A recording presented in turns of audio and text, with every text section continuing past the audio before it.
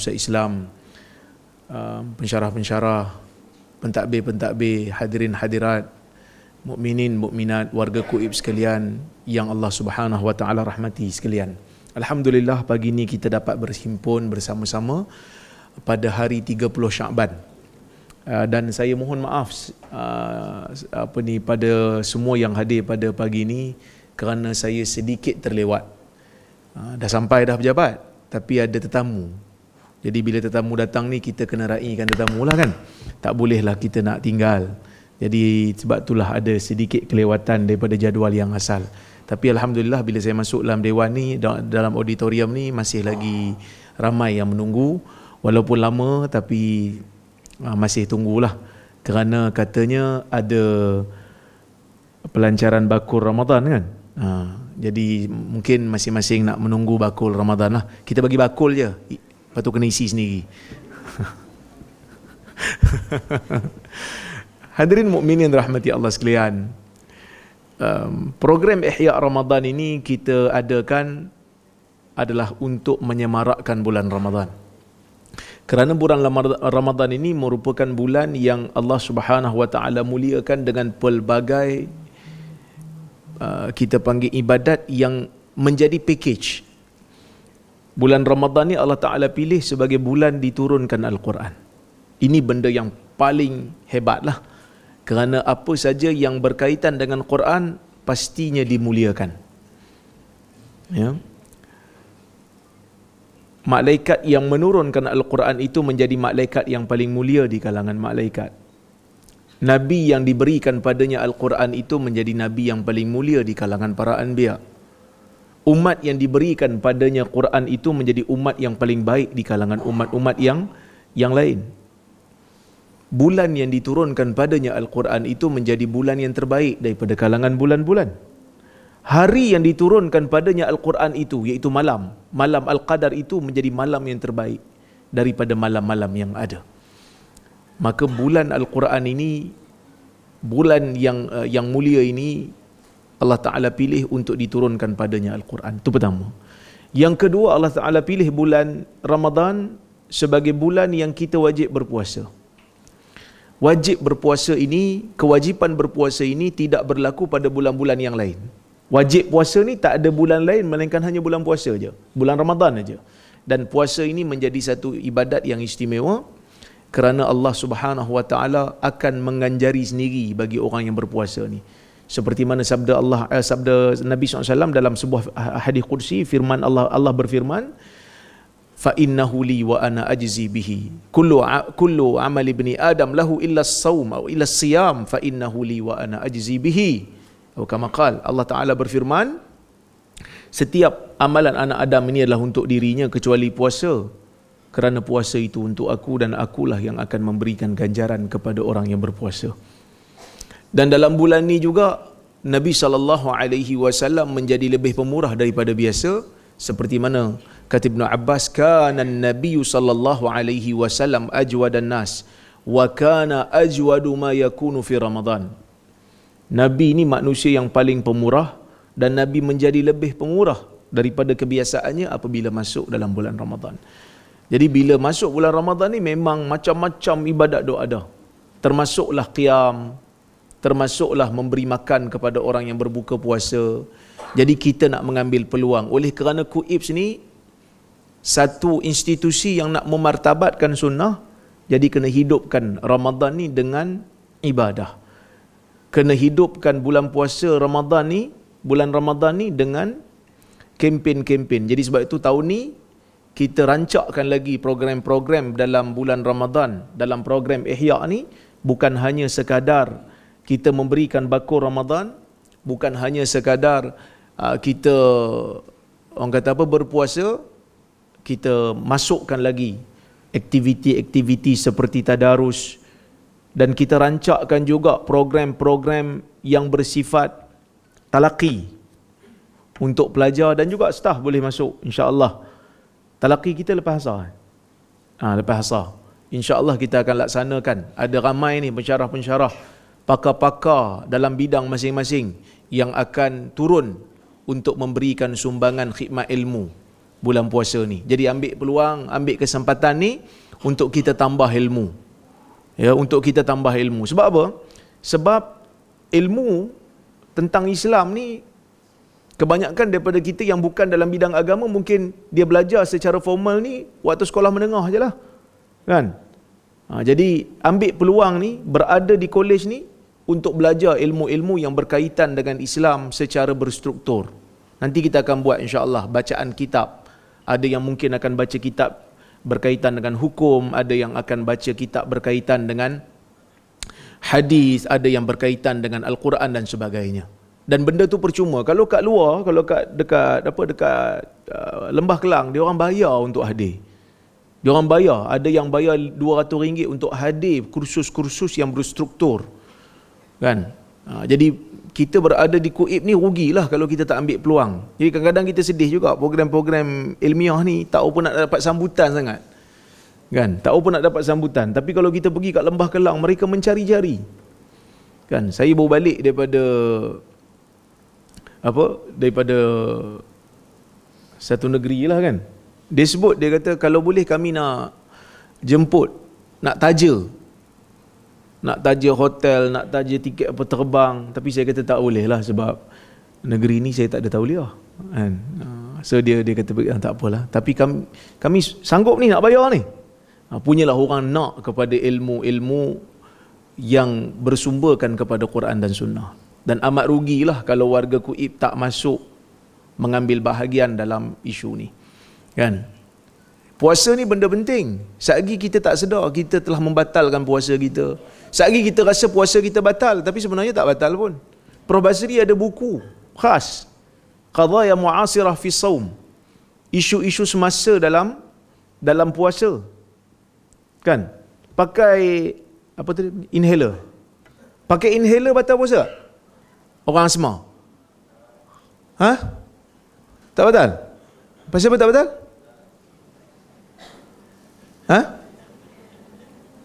Inhaler yang orang asma kan? Batal tak puasa? Pasal apa tak batal? Bukan ada air ke dalam tu? Memang tak batal. Ada dua pendapat lah. Ada yang kata batal sebab dia kata ada air. Ada yang kata tak batal. Sebab apa tak batal? Tak batal sebab mereka kiaskan dengan kumur. Kita ambil uduk kita kumur kan? Ambil uduk kumur tak? Kumur. Masa kita luahkan air kumur tu, ada tak rasa air sikit? Walaupun kita dah luah. Dah ludah banyak kali ni, ada rasa air sikit tak? Ada kan? Tapi tak sampai ke perut air tu, sikit sangat. Maka dikiaskan inhaler tu dengan kumur dalam wudu. Nampak? Gosok gigi bulan puasa, boleh tak? Apa hukum gosok gigi lepas zuhur bulan puasa?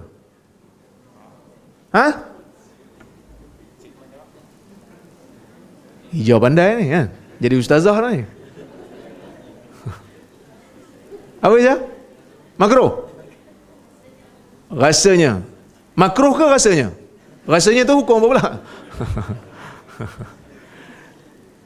Ulama berbeza pendapat. Ada yang kata makruh, mazhab Syafi'i kata makruh, Hanafi kata tak makruh. Kenapa? Semua tu dibahaskan dan amatlah baik bulan puasa ni kita semarakkan dengan ilmu. Pergi belajar. Kalau tak boleh hadir secara fizikal, tengok online. InsyaAllah kita akan usahakan kuliah-kuliah ni, kalau PMT boleh turun buat liputan kan, ni PMT ada ni, boleh buat liputan, kita buat liputan. InsyaAllah staff-staff boleh tengok secara online. Ambil ilmu. Jadi orang tahulah ini staff KUIPS kan. Walaupun kita kerja sebagai pentadbir, tapi kita boleh bahas, kita boleh hurai, kita boleh jawab. Sebab apa? Sebab KUIP ni alhamdulillah makin lama makin dikenali. Kalau orang tanya, kerja mana? KUIP. Oh, kau kerja KUIP ya? Tolong bagi tahu saya sikit hukum ni. So kalau hadir kuliah, kalau hadir program, bolehlah jawab. Takkan nak harap Ustaz Rosfan je jawab, dia sibuk. Kan? Takkanlah nak harap Prof Basri je, dia pun sibuk nak masuk meeting. So kita boleh jadi mufti sementara kan. InsyaAllah. Jadi saya ucapkan tahniah kepada Pusat Islam dan seluruh staff-staffnya. InsyaAllah program kali ini, program tahun ni kita harapkan dapat manfaat dan impak yang kita harapkan. Dan insyaAllah dikabarkan infak Ramadan ni pun kali ni pun menarik jugalah. kita dapat tajaan banyak juga tahun ni, alhamdulillah. Walaupun belum masuk Ramadan, tapi kita dah dapat tajaan berapa Ustaz? 25,000. 25,000 dah masuk lah akaun. 10,000 belum masuk. 15,000 dah masuk. Yang lagi 10 tu sedang menunggu. InsyaAllah, doakan. Tapi akan ada lagi. Tahun lepas kita dapat apa? Tahun lepas kita dapat 100,000 lebih.